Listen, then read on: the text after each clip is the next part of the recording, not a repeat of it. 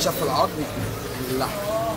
بتشف العظم من اللحم. بروة السليخة دي اللي هي بتسلخ الجلد من اللحم، تشتغل كده بالحته بالجزء ده اللي فوق ده. ايه كتلة الذبيح ده سكينة الذبيح. ودي الساطور. الساطور زي كده اللي هو بيقطع بعد ما بتذبحه. بتذبحي وبعد كده بتسلخ الجلد، بعد كده بتشف عظمه، بعد كده بتبدأ تقطعي اللحم بقى على مزاجك. دي المستحب عشان لو حاجة من ده كله سلاحها وقف. السن ده بيبقى عبارة عن الكازلك كده مثلا. دي شعراية. الشعراية دي هي اللي بتقطع وهي اللي بتعمل كل حاجة. الشعراية دي لازم يبقى الجزء ده قد ده. طبعا ممكن مع الشغل الشعراية دي تقلب كده سنة تقلب كده سنة. المستحب هو اللي بيوقفها في النص تاني عشان الجزار يبدأ يشتغل بقى تاني. غير كده الشعراية بتبقى قلبة ما يعرفش يتعامل بالسن.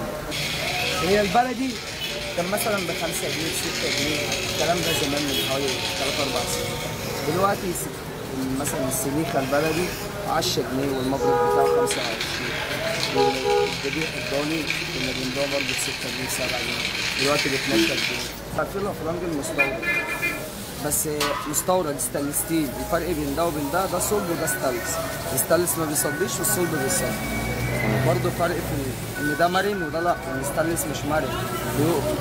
الصلب بيتني مرن وبيعيش اطول يعني. القرم ده شجر بيتقطع احنا بنشتريه بالكيلو وبنبدا نبيعه بالواحد. زي ما بتشتري حاجه جمله وتبيعها اطول. احنا بيقف علينا مثلا الكيلو ب 3 جنيه احنا بنبيعه ب 4. الاصفر خامته اقل بيبقى خفيف شويه. الابيض اقوى بس في الحديد بيكون حاجه مرنه يعني. بيتقل برمله بيتقل بفحم يعني حاجه زي كده 50 جنيه او 40 جنيه في مصر. 75 جنيه فايدتها 65 جنيه فيها 10 جنيه مكسب.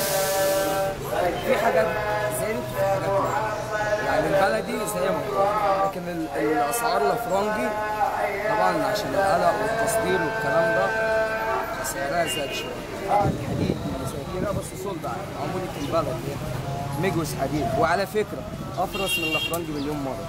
البلدي بتاعنا احنا يشيل عجل ده لو شال وحدتين ضاني يقع. كل سنان هنا ليه دقه معينه. دي علامه في الكازلك. علامه الكازلك دي مفيش سنان يعرف ياخدها من الشارع. كل حد بيعمل بيبقى عنده خيط برضه من الكوميديا يدق على الكازلك ده بتاعه.